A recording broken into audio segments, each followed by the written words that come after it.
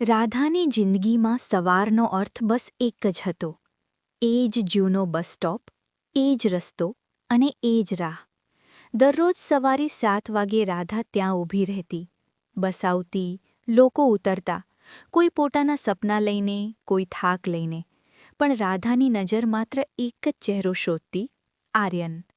3 વર્ષ પહેલાં આ જ જગ્યા પર આર્યને રાધાનો હાથ પકડીને કહ્યું હતું, હું તને ક્યારેય એકલી નહીં છોડું. જો દુનિયા પણ સામે આવે તો પણ હું તારી સાથે રહીશ.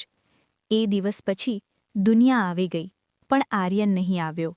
એ દિવસ જ્યારે આર્યન રાધાને લેવા આવવાનો હતો, બસ સ્ટોપ પર રાહ જોતા જોતા સાંજ પડી ગઈ.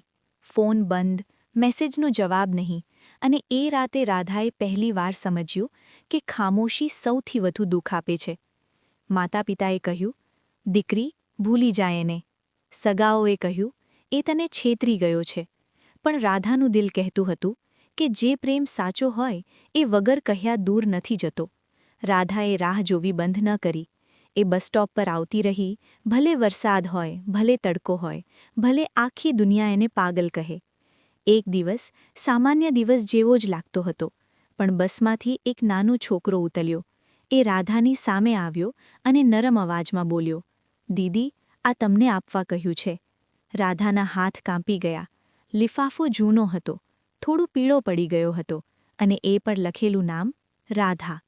લખાવટ જોઈને જ એની આંખ ભરાઈ ગઈ. એ આર્યનની હતી.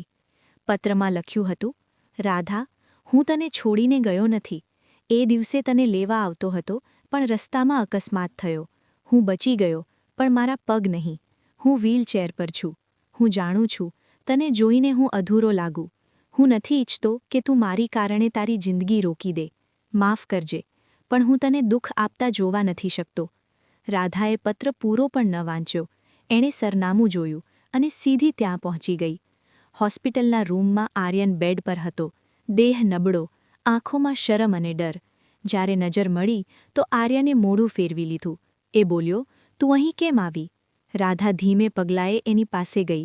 એના હાથ પકડ્યા અને કહ્યું, પ્રેમ ચાલવાથી નથી થતો આર્યન, પ્રેમ સાથે રહેવાની હિંમતથી થાય છે.